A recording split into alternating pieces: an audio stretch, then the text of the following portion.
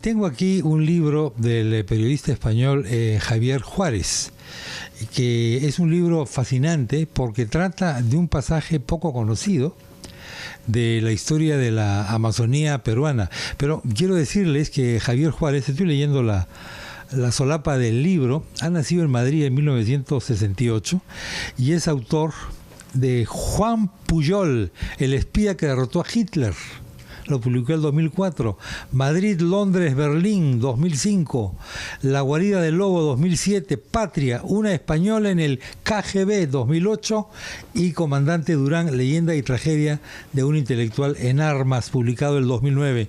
Y ahora este libro, que lo trae aquí al Perú y que publica la editorial Tierra Nueva de Quito, se llama A 10 días del paraíso.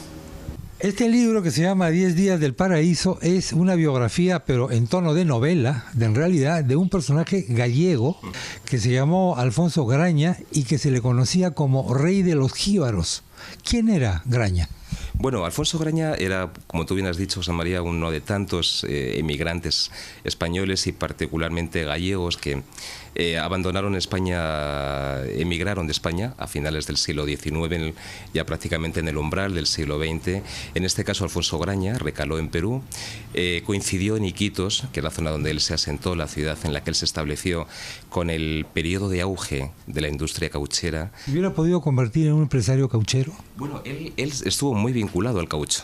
Lo que pasa es que el caucho podía hacer rico o podía expulsarte de ese sueño de fortuna que siempre iba asociado al caucho. La singularidad de la historia de Alfonso Graña en realidad es que él fue uno de los perdedores de esa industria del caucho.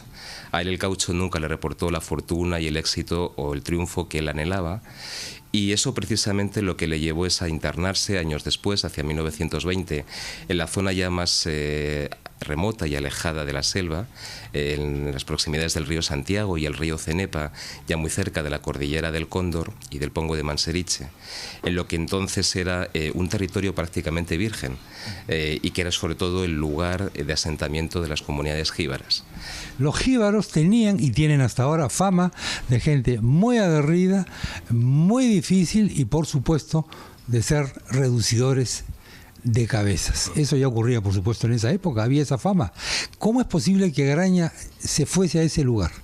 Bueno, esa es la singularidad de la historia, lo que hace de la peripecia y la biografía de Alfonso Graña un hecho primero insólito y luego un hecho realmente sorprendente y extraordinario, ¿no? Porque él en su caso se dieron muchas excepciones. Fue el primer hombre blanco que se conoce, al menos en el siglo XX, que convivió con los jíbaros y que pudo, digamos, sobrevivir a esa convivencia.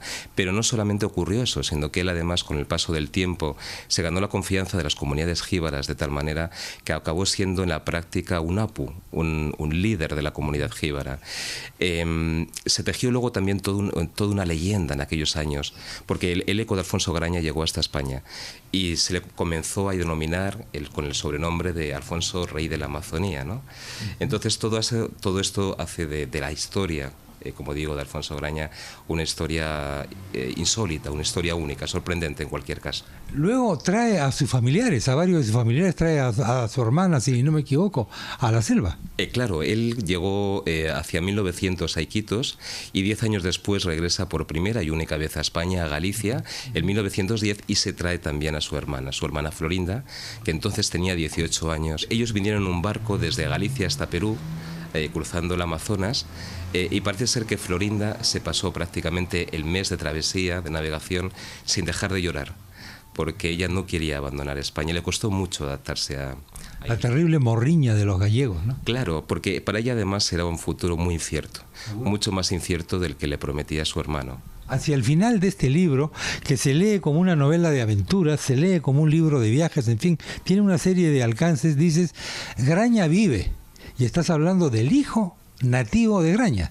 Claro, el hijo nativo de Graña, porque Alfonso Graña se calcula, porque no hay una fecha fehaciente de su fallecimiento, se sabe que fue en 1934 porque él venía de uno de sus viajes de Iquitos, regresaba a la selva alta, a la zona del río Santiago, iba acompañado de jíbaros que habían ido con él a vender su mercancía a la ciudad, y Alfonso Graña ya nunca más regresó a su fundo en la zona de Santa María de Nieva, y eso fue en 1934. 1934, pero nunca se encontró su cadáver, nunca se supo exactamente qué pasó con él, más allá de que sí que había referencias de que padecía un cáncer de estómago. Pero Alfonso Graña, como tú bien decías, José María, al menos su hijo vive. Él tuvo relación con una mujer indígena en esa zona donde él vivía, e incluso hay una foto en la que él posa en la orilla del Pongo de Manseriche con un niño pequeño. Bien, pues ese niño pequeño es Alfonso Graña, hijo, que hoy es uno de los apus también de una de las comunidades jíbaras, en este caso en... ¿Lleva ese nombre? Sí, sí, lleva ese nombre, lleva ese nombre. ¿Habla español? Habla con dificultad español, pero lo habla, sí. Pero lo habla. Sí. Y es más, hay una prueba porque Alfonso Graña tiene, aún viven dos familiares de Alfonso Graña en Iquitos, que son sus sobrinas Rosa y Florinda. Existía la duda de si ese Alfonso Graña era el hijo realmente de Alfonso Graña, el emigrante español. Entonces una persona vino expresamente desde España hace relativamente poco tiempo a tomar muestras del cabello de Alfonso Graña hijo y de Rosa y Florinda, volvió a España con las muestras y los informes, los análisis de ADN demostraron que efectivamente eran familia. ¿Cómo tomas contacto con este personaje y qué es lo que más te fascina de él antes de comenzar a investigar y a escribir? Bueno, yo conozco de la existencia de Alfonso Graña, que realmente hasta hace poco tiempo era un personaje muy desconocido también allí. Existían esas referencias periodísticas que yo mencioné antes, pero eran referencias del año 32 y 1933. En la actualidad era un personaje prácticamente desconocido allí. Pero yo casualmente me encontré con una pequeña anotación en un periódico que hablaba de él, y eso coincidió también con un libro que se acaba de publicar con algunos apuntes biográficos que mencionaban a Alfonso Graña. Y yo cuando lo leí me pareció que era una historia fascinante, que era una historia que como periodista merecía la pena continuar, seguir y trazar, digamos, de una manera más amplia el recorrido biográfico de él. ¿Cuánto tiempo te ha tomado la investigación? La investigación aproximadamente 2 años, entre España y Iquitos. Realmente no hay mucha documentación sobre Alfonso Graña de una manera, digamos, personal, porque Alfonso Graña no sabía leer, no sabía escribir, no hay referencias escritas de él, pero sí que hay bastante documentación indirecta de terceras personas sobre Alfonso Graña. Hay fotografías, hay cartas que él, cuando regresaba a Iquitos, hacía escribir a un amigo suyo. El famoso Mosquera. Cesario Mosquera, efectivamente, Cesario Mosquera. Mosquera aparece aquí en esta fotografía que está en la carátula de A 10 días del paraíso, escribiendo en esta antigua y venerable máquina de escribir. Mosquera era el escribidor de Graña, de alguna manera, y dejó descendencia en Iquitos. Sí, claro. Cesario Mosquera era una persona muy interesante para la vida y para la historia de la ciudad de Iquitos, porque Cesario Mosquera tenía en común con Alfonso Graña su origen. Los dos eran españoles, los dos eran gallegos, los dos eran emigrantes. Cesario Mosquera era una persona con más inquietudes culturales e intelectuales que Alfonso Graña, y aunque su origen era muy humilde también, él siempre fue una persona que se esforzó por aprender, por mejorar, y de hecho se convirtió en un personaje público y importante en la historia de Iquitos. Fue concejal de la ciudad, fue una de las primeras personas que se encargó de asfaltar las calles del centro de Iquitos, fundó la primera y abrió la primera librería de Iquitos, que se llamaba Sociedad de Amigos del País, hizo algunas de las primeras grabaciones cinematográficas de la ciudad de Iquitos. ¿Existe esa librería todavía? Existe el edificio, existe el inmueble. La librería como tal ahora es una papelería, pero no tiene nada que ver con la librería original de Cesario Mosquera. ¿Y él hacía cine también, me dices? Él ahí, lo que pasa es que yo creo que las copias de esas películas no se conservan, pero él hizo grabaciones hacia 1915, 1920, que posiblemente sean las primeras grabaciones en película, digamos, filmadas de la ciudad de Iquitos. Porque hay un cineasta de Iquitos, pero ya más bien de los 40, ¿no? Wong. ¿Qué hace esa película? No, Cesario Mosquera, él realiza su anterior, estamos hablando de 1915, 1920, porque él era una persona, también es la primera persona que introduce automóviles en la ciudad de Iquitos. Él lleva una concesión de la marca Ford allí, los primeros taxis los gestiona también Cesario Mosquera. Es un personaje muy vinculado al desarrollo, digamos, inicial de la ciudad. ¿Te gusta Iquitos? Me parece una ciudad fantástica. ¿Cuándo viniste por primera vez a Iquitos? Pues la primera vez fue para investigar sobre Alfonso Graña. Buena parte de la investigación la hice gracias a la labor de la Biblioteca Amazónica, porque allí pude consultar bueno, trabajos, libros y documentarme de una manera más extensa. Y esto fue en 2008, si no me equivoco. ¿Y era como te imaginabas, más o menos? Bueno, yo creo que desde España existe una idea muy vaga en general de la selva y de Iquitos. Creo que son sitios o lugares que por mucho que uno en sus ensoñaciones, en sus lecturas, ¿no? Porque todos tenemos en la mente Pantaleón y las visitadoras, claro, y determinados libros o novelas que tratan... Hay un poco una caricatura también de la selva, ¿no? Hay una caricatura, pero hay también una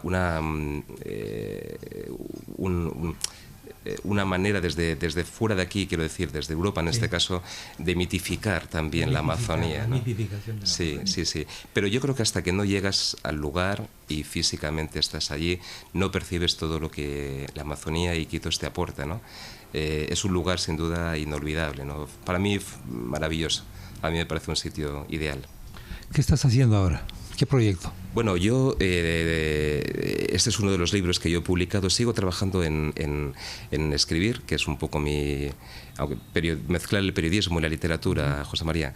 Entonces ahora estoy trabajando en una novela. Y normalmente yo utilizo siempre el recurso histórico. Es decir, yo siempre intento basarme en un dato histórico y a partir de ahí construir un libro que puede ser un hecho todo verídico, como es este caso, o en este caso también que estoy trabajando ahora, a partir de un hecho histórico, desarrollar un hecho literario. El gen periodístico te obliga a que todo lo que sea inventado parezca no inventado. Claro, por lo menos que parezca verosímil. Que parezca verosímil, claro. Correcto. ¿Nosotros los periodistas buscamos la verdad o más bien la verosimilitud? Creo que más lo segundo, ¿no?